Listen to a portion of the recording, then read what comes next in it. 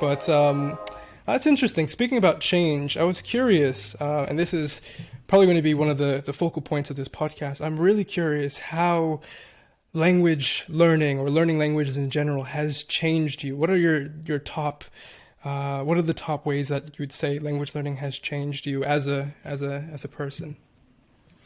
So I think the first thing is connected to what we were just talking about. The people that I have in my life, I would not have. And these are incredible people that really do change my day to day, or they've experienced the most incredible things and they've invited me to go experience that with them. So I feel like the people, I always say that I travel for the people, not the places. And that's why, to me, like when I travel, the number one thing is language, which is not exactly the common answer, right? Like people are going for the place. They want to take a picture of the place. And I'm like, yeah, cool. I'll be at the beach, but with my little language journal, like I'm gonna be up in there studying. So the first way that it's changed my life has been with the people.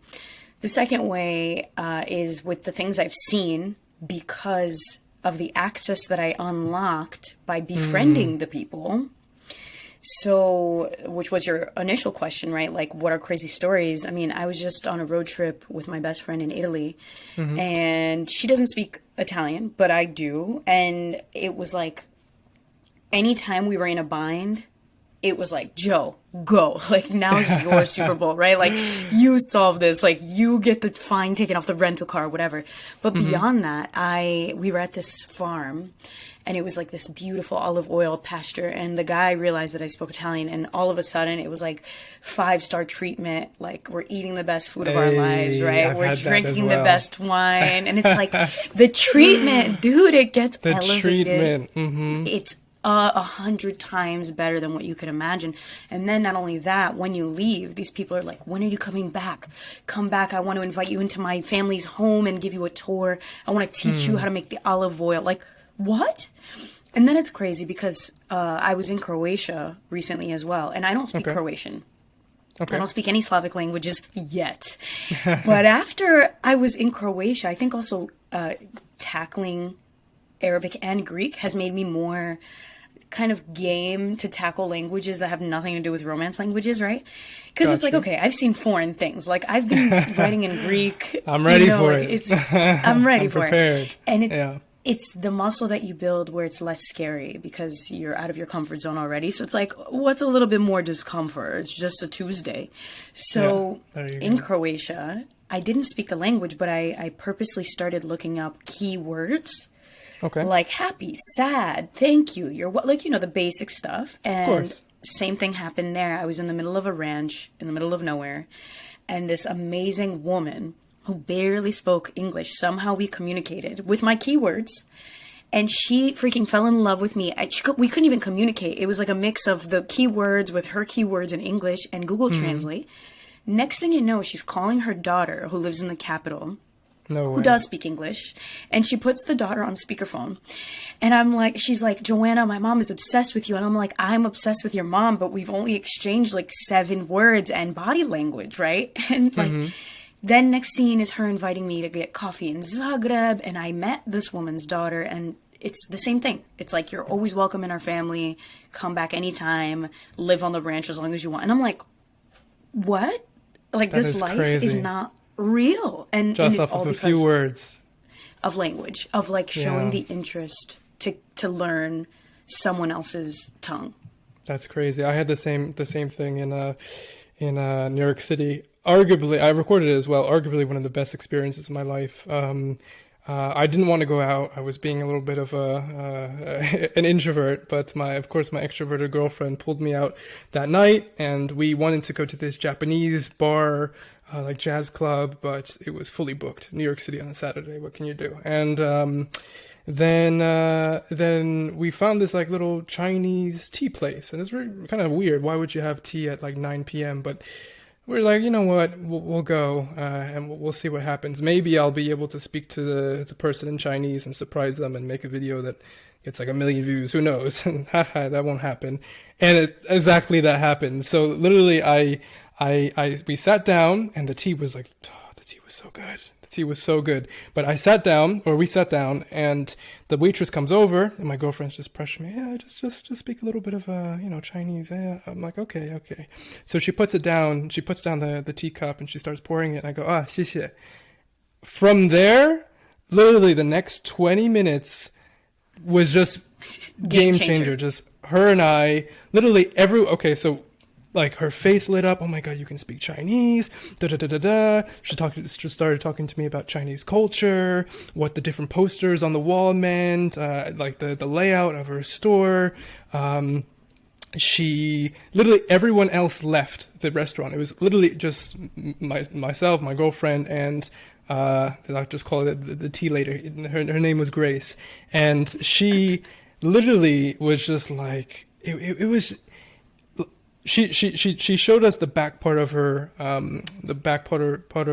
like her tea store, and she was telling us how typically in certain Chinese stores you have like this hidden part, and it's called like a different world, and you want to have a hidden part of the store for like special clients or anything like this. And it was just magical how we connected. She even wanted to take a photo with us afterwards. It was beautiful. And that was the highlight of probably my entire year. It was magnificent. But so essentially you talked about connection, treatment, or kind of unlocking experiences. What would you say if there's a third kind of top way that it kind of, or interesting way that it changes your life? What would it be?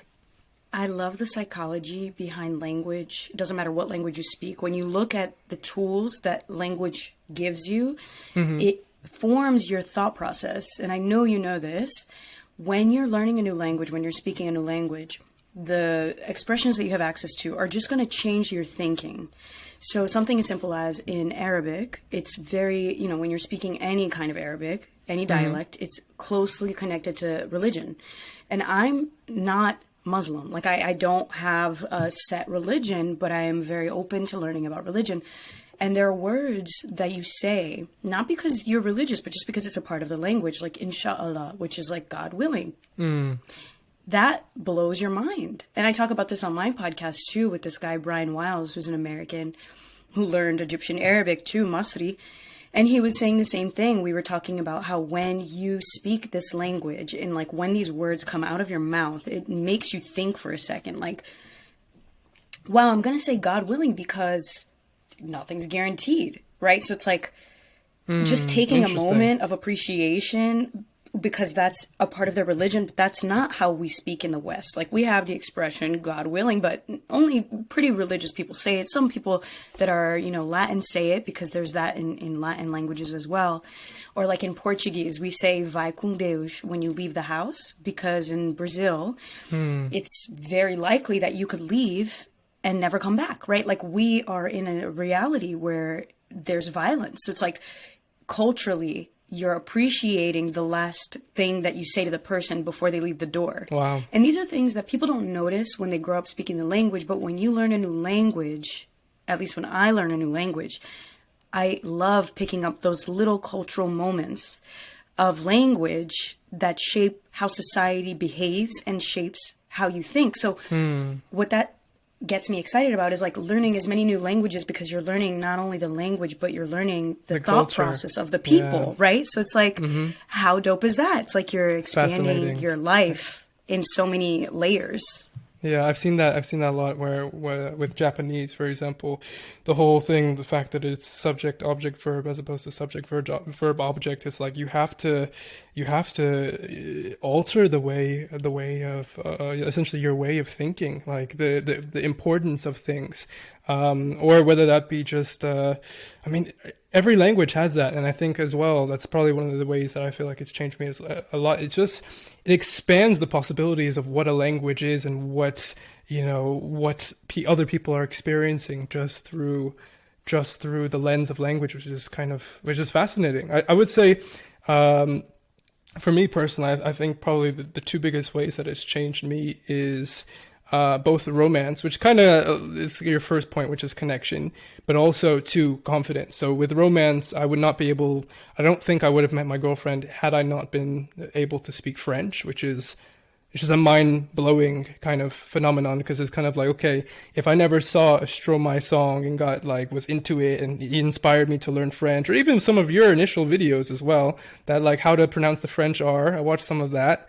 If I never watched Throwback, we're talking like 10 years ago.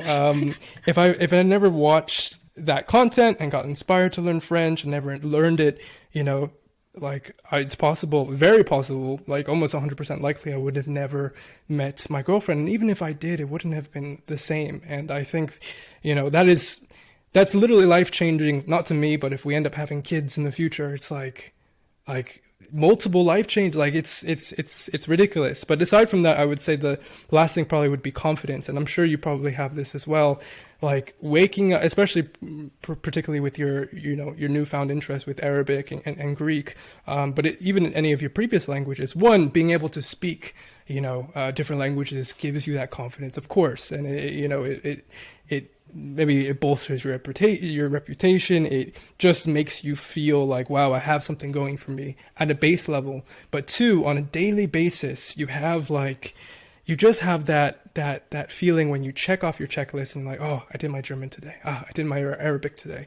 I did my whatever. That sense of fulfillment. It doesn't matter if you're going to the gym, to be honest, or if you are learning a language. It's just having that one little, it could be one or it could be multiple things, but having that thing that you can check off that gives you that sense of fulfillment. It's just, I don't know. It's amazing, quite frankly. And it's amazing to kind of wake up every single day better than the you from yesterday. I'm not sure if you have the same. Absolutely. Yeah, I love that. The concept that you're helping yourself, right? Like there's so many ways that we could spend our time today. I always think about how lucky I am to have people care enough about me, even though they have never met me, to watch videos of mine or to listen to podcasts of mine or to spend time with me on the phone. Like if you think about the currency that we're fighting to get more of, it's time and it's attention. Mm-hmm. So when I think about how am I spending my time, I want to spend it on good things with good people or doing activities that make me feel good. It's tempting to be on TikTok for 24 hours. Like, there are days like that. Some video games and whatnot. Yeah. But every time I'm taking an hour of my day to either actively study with a tutor or passively just like listen to something in a different language, it really does feel like that helping myself. Like I know I will feel better after this. I might be tired because my brain cells hurt, but it's definitely a good thing. It's the same thing, I think working out and learning languages go hand in hand in my life. I actually love doing them together because it's like checking two things off at once, but it's the same kind. I always post stories of mine on my Instagram running on my treadmill and listening to Pimsleur. And it's something that I did just maximize my time. I'm like, okay, I want to work out today and I want to study language. Like, shoot, let me just do it all at once. And it worked out because 30-minute lessons are perfect for 30-minute runs. So after I started doing that, I'm like, the high, the dopamine, the good hormones. It's a double high. you get from working out are the same as learning a language, right? So if you couple them together, if you have the ability to, even better, like tant mieux in French, right? Like that's an expression. And I'm like, tant mieux. It's just easier to say things.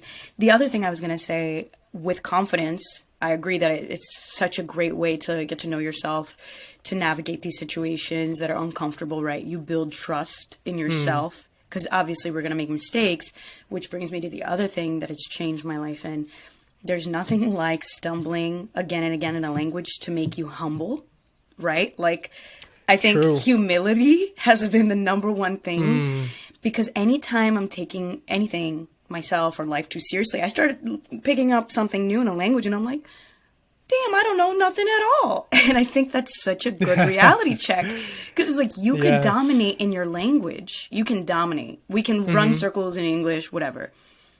But then you put yourself in a position of elementary or beginner of any language and you have to be humble. You have to be like, I need help. I am going to make mistakes. And I love that. Yes. I love that so much because it's just like you're redefining your relationship with failure. because in essence, the more mistakes you make, the quicker you are fluent. Like, you need to make mistakes in language learning. That's part of the process. So I dig that a lot. I got chills. That's that's mirrored my experience exactly. I mean, it's humbling, and it's almost like you get. No, I would maybe enlightenment is kind of like a too strong of a word, but it's kind of like you reach that point of, when you first starting learning a language. Oh, I'm so good. You have that Dunning-Kruger effect. I'm so good, even better than you actually are. But then every single time you restart and you start to learn another language, it's like boom, you're getting pushed back down in the dirt, and it's like, okay, let's not get a big head. That is crazy. I have a really perhaps tantalizing question that I want to ask you. Hey, thank you so much for watching this podcast highlight. If you want to continue and watch the rest of our amazing conversation right now, then you can always become a member of the Ikenna Patreon or YouTube channel and get immediate full access to the rest of this podcast, and also exclusive access to my Discord server. Otherwise, this full podcast episode will be available next month on Spotify. Hope you enjoyed the video, subscribe for more, and until the next video. Bye-bye.